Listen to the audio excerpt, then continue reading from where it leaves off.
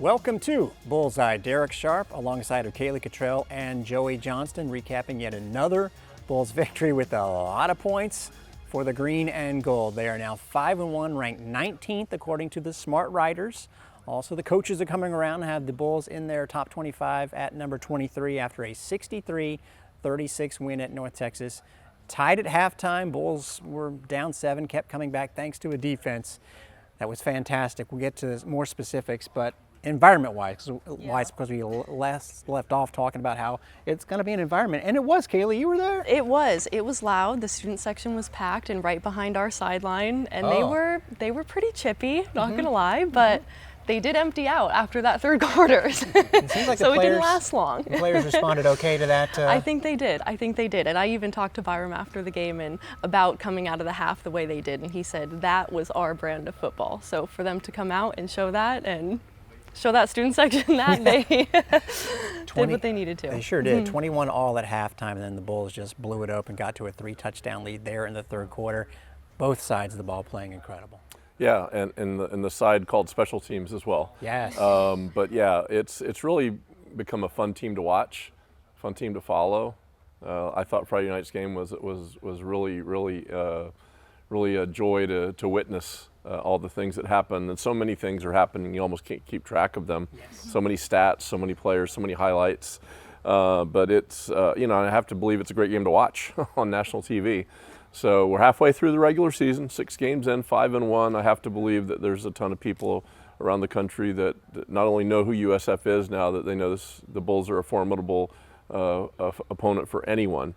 And of course, we can't look past homecoming, but there's that game at Memphis looming, and some games in November. So I think as much fun as we've had so far, I think the fun is going to keep escalating throughout the season, and we might be on for a wild, wild ride. The defense forces 5 turnovers against a team that had committed 3 all year long. The offense now is averaging 60 points exactly over the last 3 games. And in the last 4 conference games, of course, going back to last season, 52 per game is the most ever in a 4-game stretch for the Bulls offense. One part of that offense is their offensive line, Cole Best, who's the leader at center. We'll speak to him. And we'll also, of course, talk to Alex Golesh, as we always do. But a lot of highlights to give you first on the Cinematic Recap.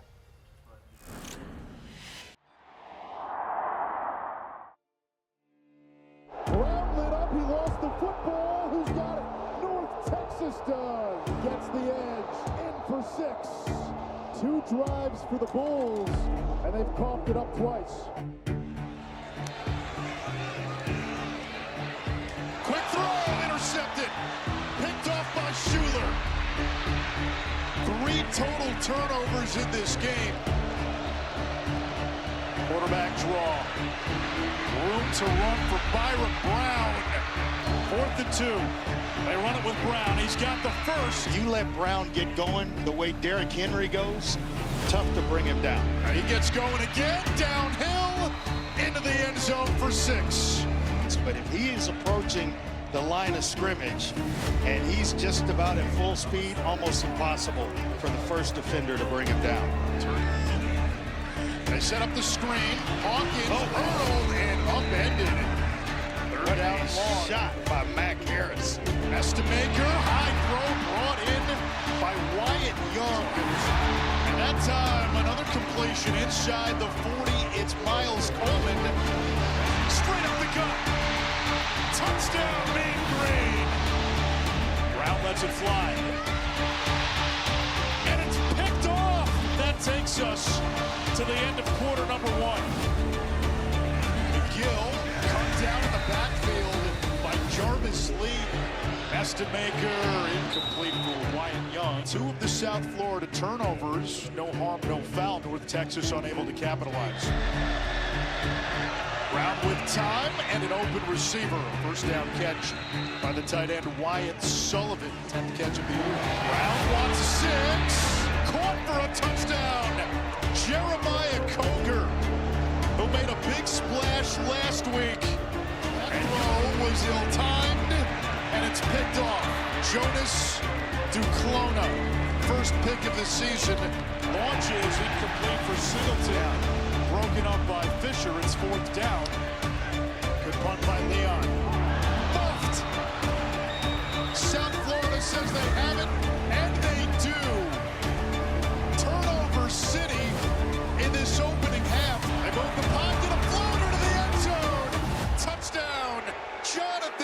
Eagles. South Florida 21, North Texas 21. We gotta be intense, bro. We gotta show them, bro. They do not belong on the field with us. And we gotta go show them. And I don't say that like we did something. I say that like we doing something. South Florida going to get it first. On the very first play in the bubble screen to Singleton. Pitch and catch. Nimrod sheds a tackle. Wrestled down by Hammonds. Neptune gets it on the end around. He'll throw. Singleton is open. Makes the catch. Touchdown, South Florida. Play calling in this game has been outstanding.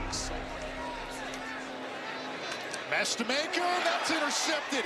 His third pick of the night. Fred Gaskin, second career pick for Gaskin. Franklin, touchdown. They lead by 2 scores, largest lead of the night for the Bulls. On the shallow cross, that ball is knocked out. It's Jalen Schuler coming back the other way. Touchdown, South Florida. A bone-crushing hit. Brown takes another shot. Wide open Koger. Touchdown, South Florida. 63 yards. Jeremiah Koger. Let's see him just give you the hitch and go. He really sells it to David Fisher, who bit hook, line, and sinker. This was a 21-21 game at halftime. Yeah, it's crazy. Crazy. Video game stuff. 4th and 2. And the sack by Merrifield. South Florida takes over on downs. Jumbo package here on 2nd and goal. And they feed the big offensive lineman for the touchdown. Cole Skinner. Thick 6.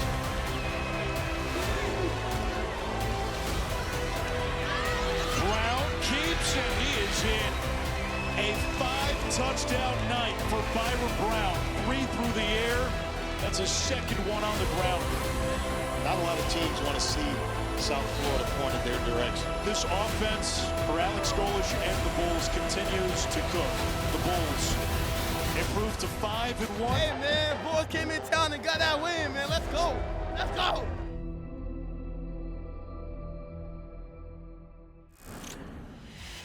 All right, from the cinematic recap of a palindromatic win. Okay, palindromatic's not a word, it's palindromic. But Palindromic, yeah, at least it wasn't dramatic, thanks to the Bulls taking the drama away in the 3rd quarter. And we talked about how the environment was going to be, Coach Golesh. It was notable, and you guys diffused it. It was a great effort. Yeah, I thought the environment was awesome. I'll be honest with you, I think our kids feed off of that. As I've learned, I think they enjoyed that. It was really cool. I'm a fan of college football. I'm also really good friends with Eric Morris. Like I was happy for that moment. I was happy we won the game, but I was happy for that moment because I think we got hired at the same time. We're trying to do the same thing. I'm happy both of our programs are playing a meaningful game in October where people care, national TV, huge stage, and we whatever the word you used, I wasn't going to classify it as dramatic. I was going to classify it as really frustrating through a half. But certainly as we came out and finished that first half, we're able to make it 21-21 to go into the second half and create 2 turnovers right there in the first couple of drives, and then be able to just start operating offensively how you intended to operate. I think certainly really cool to put it away, be able to run the clock out there at the end. Got a bunch of guys in there at the end that had some really cool moments as well. So I think if you look at just the second half, really happy. I think the first half, we can't keep playing with fire offensively the way that we started this week, and certainly the way that it was a week ago. So I think a big wake-up moment for our guys to, 1, reiterate how important ball security is, but 2, just focusing on the detail of what it takes to go win football games. Real quick, maybe I'm one of 4 people that noticed the final score was a palindrome, 63-36. Joey, yeah, flip it around. Nice. Gotcha. Yeah. English second language. 71-17 this week, by the way, no pressure. You mentioned the word turnovers. It's been big for this team. You got 4 on defense, 1 on special teams. You've got 16, which didn't realize it till I read it, lead to the nation not bad. What about that as a factor of why you've had success this year, that you've gotten 16 turnovers? Yeah, I mean, absolutely huge. You fight like crazy to create extra possessions. Obviously, the more possessions you have, the more opportunities you have to score. And we've scored on defense. We've scored on special teams. I think turnovers are such a huge momentum, positive way or negative way in terms of creating them or taking them away. I think our defense has done such an incredible job the last 2 weeks in the tight red zone to be able to take the ball away. And 2 weeks ago for a touchdown, this week to flip the field. I think those absolutely kill offenses. They kill momentum. They kill a spirit in a lot of ways, because you can smell the goal line and that ball gets snatched up. So opportunistic in a lot of ways, but I think that happens when you just reset and have a next play mentality defensively, where you could keep resetting and not letting the previous play affect you. You get an opportunity to create explosives. I've always thought offensively, the longer it goes, the more chance you got to screw it up, and that certainly holds true. We talked a lot about your players, and in this case, I want you to brag on your staff a little bit, to have that mentality, not just of forcing turnovers. In this game against a team that was #1 in the country in turnover margin, and also converting them into scores, and you guys kept them out on 2 of their 3 turnovers forced, which was more than had happened all year long to them. So your staff, everyone talks about T.O., rightfully so, but all the way through you got to be proud. Yeah, absolutely. I think it helps when you have continuity. It helps when those guys have worked together now, a majority of them for 3 years together. I think we've added some guys in there that have continued to help see it a different way, see it through a different lens.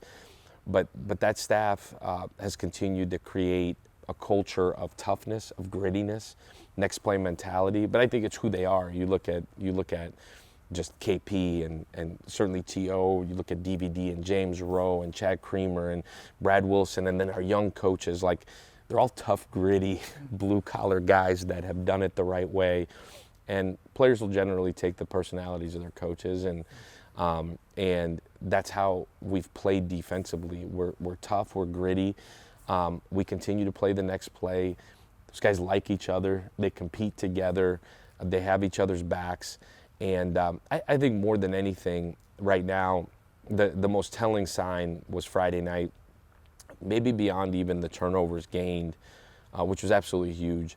But the fact that we had 4 on offense and 3 on offense and 0 points off of them is so big, because to be able to come off the bench after 3 turnovers, 2 of them on short fields, and create stops, not just keeping people out of the end zone, but not even giving field goal opportunities, is so monumental. And we count the 4th down stops as turnovers as well. There was 2 of those defensively. You combine it between the special teams and the defense, there were 7 turnovers. Interesting. When you've got 11 to 13 drives in a game and 7 of them are turned over, you got a chance to win most games. Coach, you mentioned the word humility after the game, and you continue to bring it up as the team gets off to a 5-1 start, being humble, having some humility, and you talk about it all the time, and it's so true. Mindset is everything, not only in football but in life. So what's your orientation toward that thinking as you move forward? I know some of these guys are capable of doing that on their own, but what's your message to them about stay where you are, stay humble, don't get carried away with this thing? Yeah, it's truly being where your feet are and worrying about the current moment, our process, my day-to-day. I think the word humility, I said it in the press conference, but we spent 10 minutes talking about it. And forcing yourself to have a mindset of shutting everything else outside of you, outside of this building. I use the analogy of a bubble. Like I am forcing us to put a bubble over this place and not listen to anybody, not worry about what anybody thinks, and just continue to worry about us and our daily habits, our daily structure, how we practice, never gauging the opponent. And that's the mindset that we have to have. I think the second you slip and the second you start to think of bigger picture and man, what's next and where are we going? And I think for every minute you spend thinking about something that isn't relevant to us winning a football game, you're letting your gloves down. And as soon as you put your gloves down, you're going to get knocked out. And we've got some really good examples of that over our time here, but we've got a great example of that when we went down to Miami after that Florida game. Everybody in the country said, man, we're really good. Well, after the Miami game, they're the same people that said, maybe we're not any good. And if you live in this world of listening to outside noises and listening to people outside of here, you're going to slip up. And when you got an example just a month ago that you can point to, I think it's really easy to understand where we're coming from. But I think it's hard for adults. These are 18 to 23-year-olds that have a cell phone attached to their hands, some of them glued to it, it's certainly easy to listen and see and read. That's why the messaging from the coaching staff and the leadership of this team is absolutely critical. And I'm going to go down swinging to make sure it's done the right way.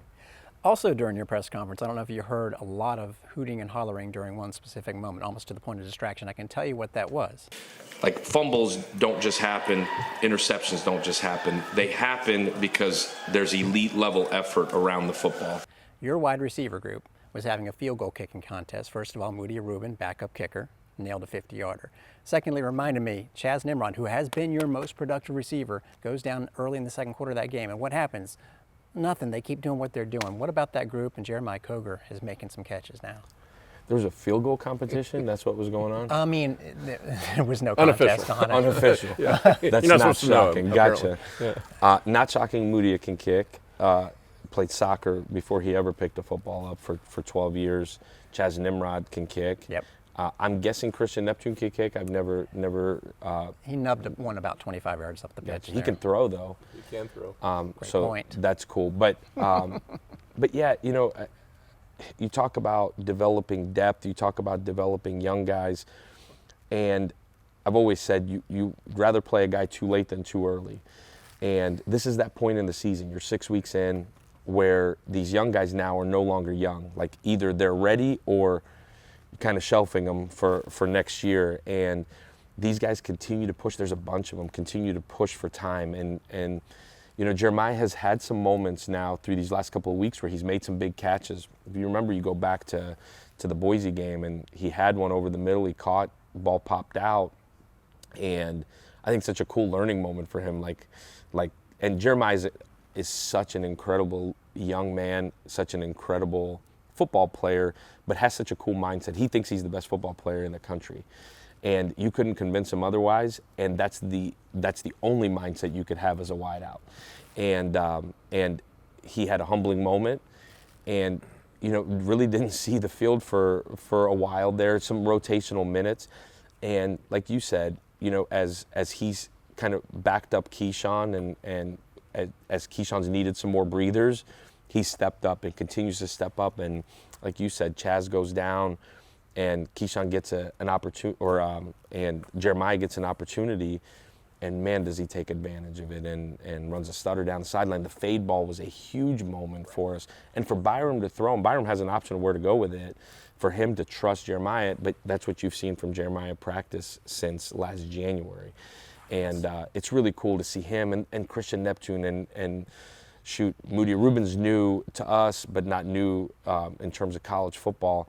You saw guys like Trey Kinkle and Chase Garnett step up in big ways. You're starting to see these young guys step up, and one creates depth, but two creates competition to where the sky's the limit if those guys continue to get better. So we move forward to Saturday night, homecoming, Florida Atlantic. Under the lights at Ray J. The weather in Tampa ain't bad at the moment. Speak about your hopes for the environment. The students have come out all year, but what kind of environment you hope to have on Saturday night? Yeah, the students have been awesome. You look over to our left and it's overflowing, and they're right in the middle of the band. It's incredible, and I appreciate them. We need more of them, but I appreciate our team appreciates them. They love scoring down there in that end zone because it's wild and it's certainly fun. We need our fans. We need our fans to come in and pack this thing out. It's a huge recruiting weekend for us. We're going to have, 200 unofficial visitors. We've got a handful of official visitors. There's a bunch of sports that have other official visits here. You're in Tampa. You got a top 20 team in the country here. What else are you doing? You know, get back from the beach, get back from Little League baseball. Little League baseball should be done. That's right. Little League baseball's over, and then lights at most of these parks, and get your butt to the game. Bring your little people, man. We're gonna have a good time. We're gonna put on a show.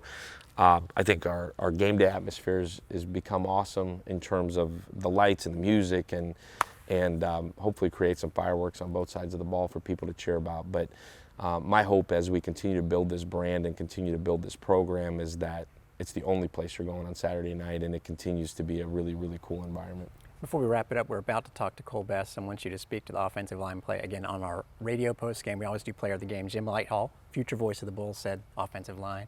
And also, what was the reaction to that play call for old Cole Skinner? I loved it.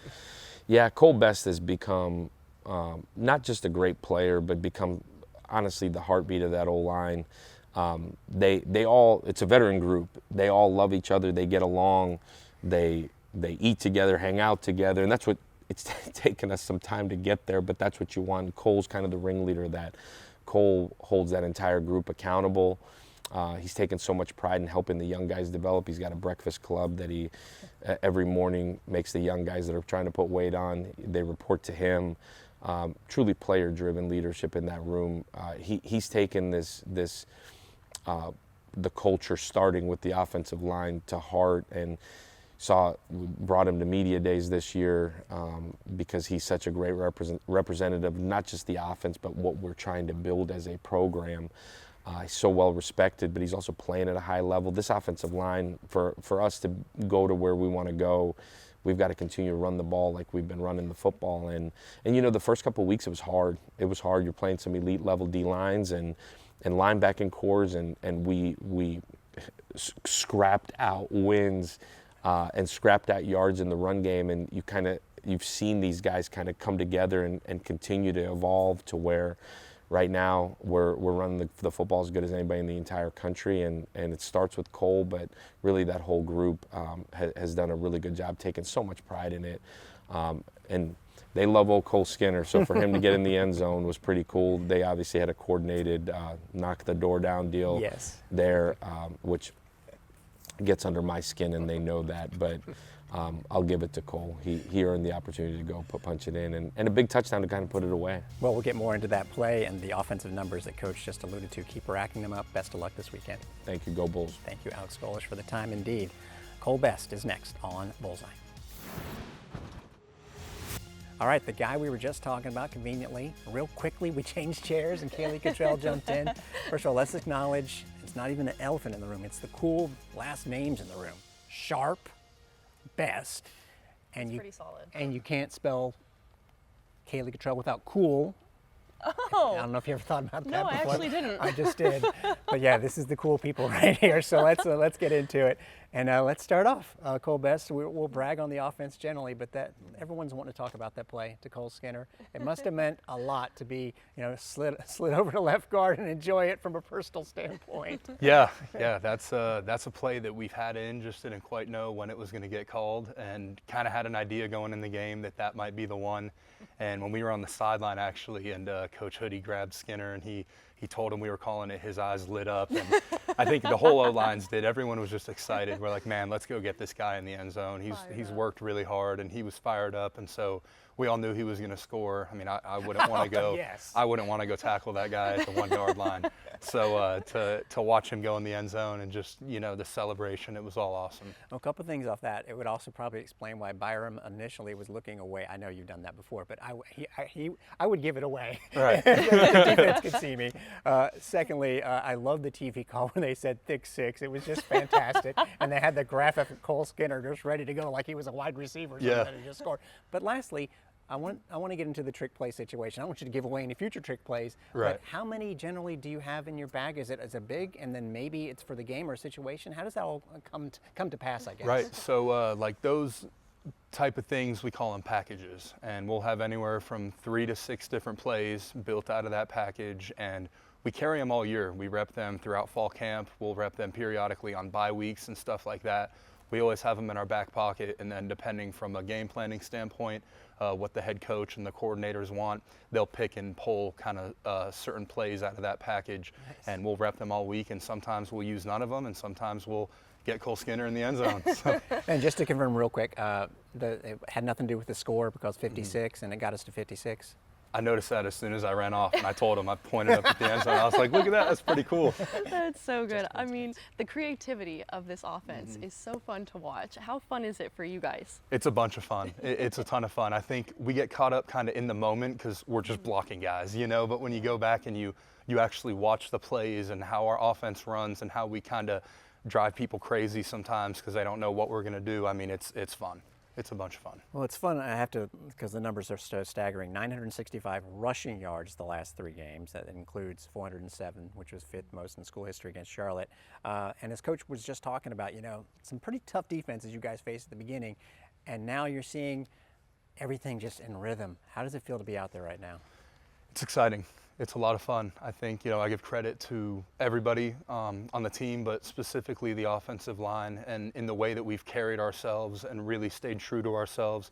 The coolest thing this year is I haven't seen a single guy get too high or get too low, no matter who we've beaten, who we've lost to. We just come into work every single day, and every guy pours in everything that they have into this.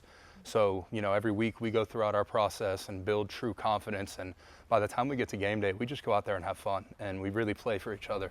It's fun to watch. We had Byram on the show a couple weeks ago, and I asked him how confident he feels with you guys blocking for him, and he said he feels like he can sit back there and have a steak dinner behind you guys. So from your perspective, on the flip side, what's it like for you guys blocking for him?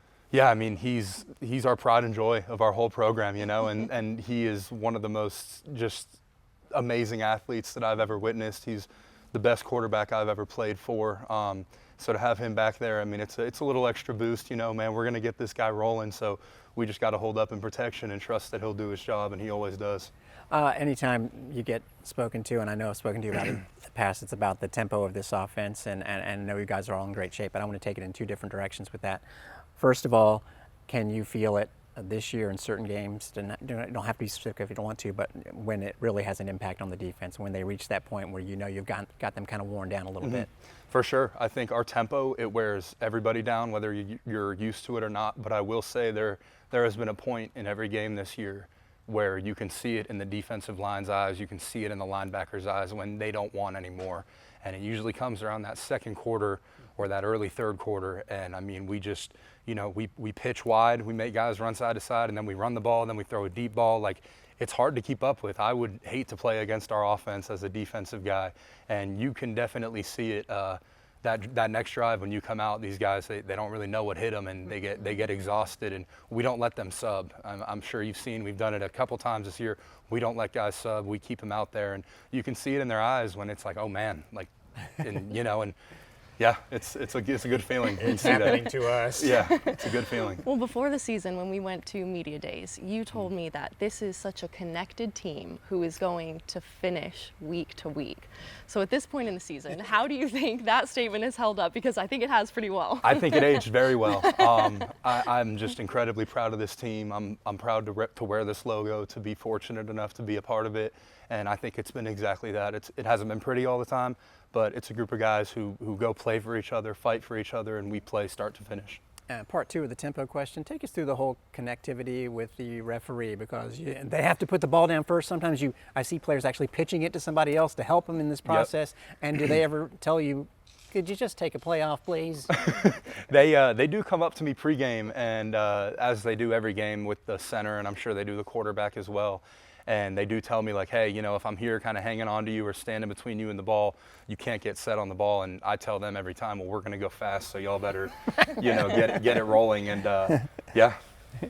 You've seen a lot of great offensive linemen. You had to wait at the beginning. You started in 2021.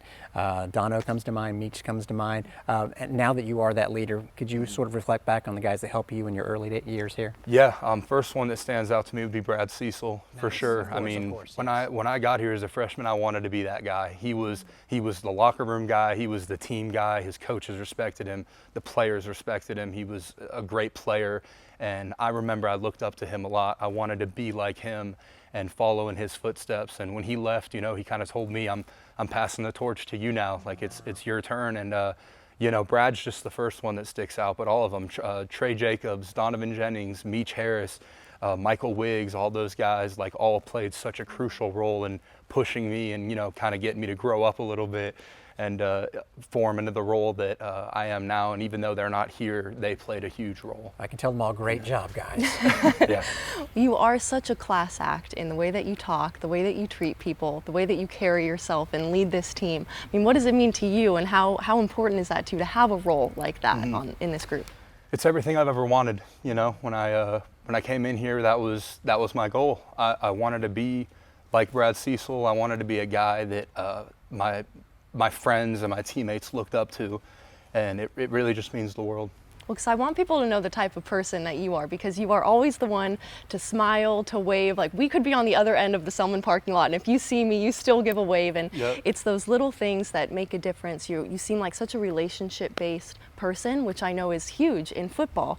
So how do you think that kind of connects and translates on the field to your connections with your teammates? Trust, 100%. I think, you know, just you hit it on the head about the whole relationship piece. Is we have to play together on the field, but that starts with how we are off the field together in the locker room. And I think when you have true, genuine trust built with not only your unit, but everyone around you, the receivers, the running backs, the quarterback, everybody, even on the defensive side of the ball. I mean, when I truly know somebody and I know that I can trust somebody, I know he's got my back, he knows I've got his back. And all you have to do at that point is just go out and give it all you got, you know, play hard. All right, Cole Best, you're obviously a great communicator. I think it's going to be an awesome crowd on Saturday night, homecoming against FAU. But if there's anyone that might be, you know, undecided about their Saturday night plans, could you give them a message? Man.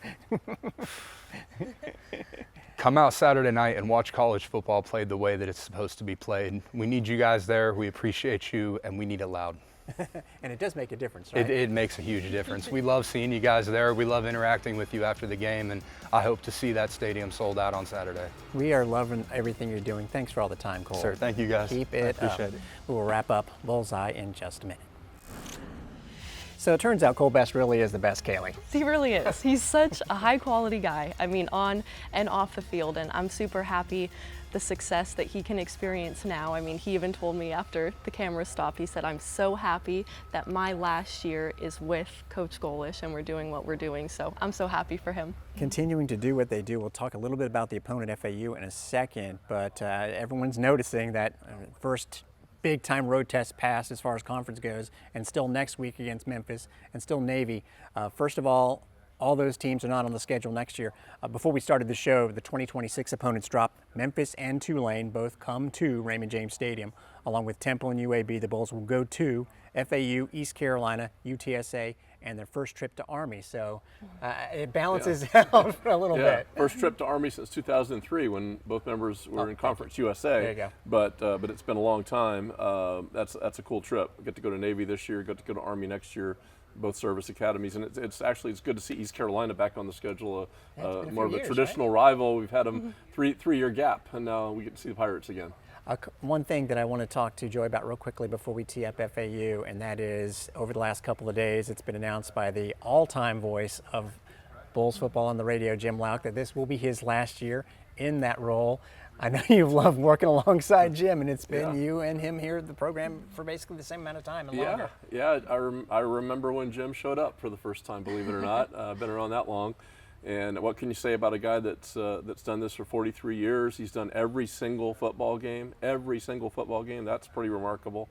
A guy that's nothing but a professional, nothing but a consistent friend, a consistent presence in this program. I know everybody from the coaches to the players to all of us, and certainly media members certainly have a great appreciation for not only his longevity, but everything that he's done for this program. So we want to send him out in the right way, and that's by keep winning games and perhaps winning a conference title. I think that'd be an appropriate way for Jim Lauk to go out. I think it's a way to line it up. And by the way, if you want to wish him well, you can get there when he gets to the stadium on No, because that's at noon. He gets there super early. Talk about being consistent. All right, so the head coach, yes, that is one thing.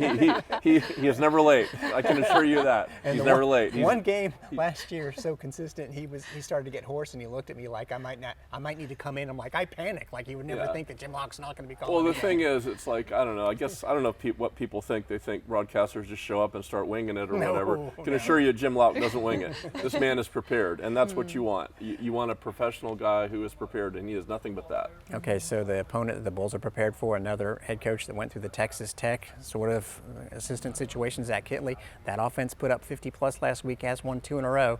So I know you're anticipating another great environment at home this week. It'll be a fun one. Can't wait, and it's homecoming. Can't beat that. So excited for a packed Ray J and a loud crowd, and I know our guys will love it, so can't wait. ESPNU will have the coverage. We'll have it on Bulls Unlimited on the radio side. We'll talk about it next week on another episode of Bullseye. For Alex Golesh, for our guest Cole Best, and for my friends and co-host Joey Johnston, Caylee Cottrell, I'm Darek Sharp. Thanks for checking us out.